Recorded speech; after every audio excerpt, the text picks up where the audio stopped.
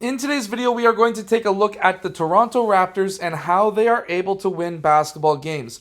After all the trades that they made, a brand new coach, there's a lot of things that changed with the Toronto Raptors this year versus prior years.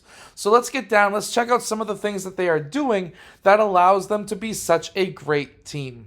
Okay, so first off, one of the ways the Raptors win a lot of games these days is because they attack the paint early and they kick it out. One thing that every player needs to learn how to do, however, is what Gary Trent Jr. did right here, which is on a closeout defender to take that quick shot fake, sidestep out so that you have the wide open shot.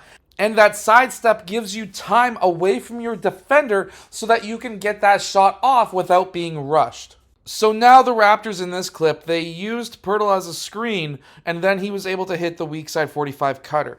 One of the easiest ways to score as an off-ball player is if the ball is in the low post or in the mid post, and you're on the weak side 45, which is the side that doesn't have the ball, just by simply cutting to the rim allows you to be wide open in some cases because usually your defender isn't looking at you all that well, and that can get you some easy points.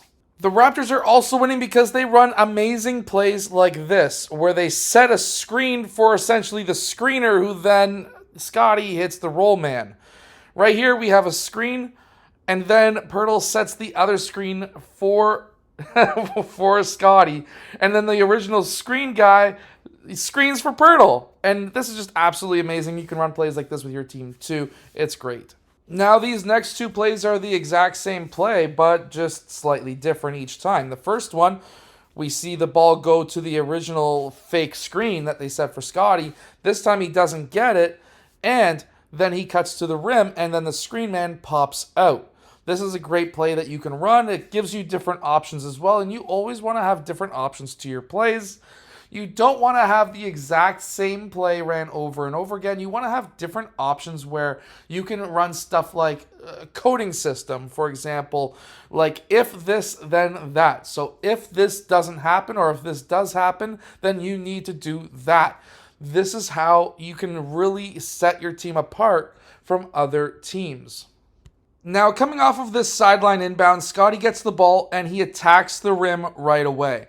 Now, this is what's really starting to impress me with the Toronto Raptors. They've got a couple of guys who are able to get that ball to the rim, and they're able to finish at the rim. As we can see right here with Scotty, they also got RJ and many other players who can get to that rim. If you want to win games, it's not just all about shooting. It's not all about defense. You need to get that ball to the rim. If you can't get it to the rim, you're not going to be winning games. The Toronto Raptors also have fantastic, smart players. Right here, they're setting a pin down screen for the corner man, but that defender lifted up and he was cheating.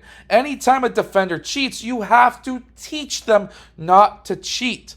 So, by not going for that pin down and by cutting back door instead of using that screen, that allowed that teammate to, of course, get to the rim, alley-oop, dunk, amazing. I have always liked how Abaji plays the game. He's really able to read it a different way than most other players. So this was a great pickup by the Toronto Raptors. So here we have a dribble handoff to RJ in the corner. RJ passes it to Pirtle and then he cuts to the rim. One of the easiest ways to score in basketball is by passing the ball to the high post and cutting to the rim. We actually, my U12 team that I coach, we actually have a play that specifically is all about passing the ball to the high post and cutting to the rim. It literally works on zones. Man, it works on everything. So definitely, if you want to incorporate a play like this into your offensive sets, it is definitely worthwhile. The Raptors have also been doing a lot better when it comes to passing and moving off ball. Here we have Pirtle who gets that ball into the paint. You always want to have an early paint touch. That will collapse defenses. And then we have RJ who cuts back door, who is then able to get that ball back into the paint, dumps it down to Pirtle for the easy layup. A lot of passing, but a lot of good off-ball movement and basics of the game that will definitely translate into more wins.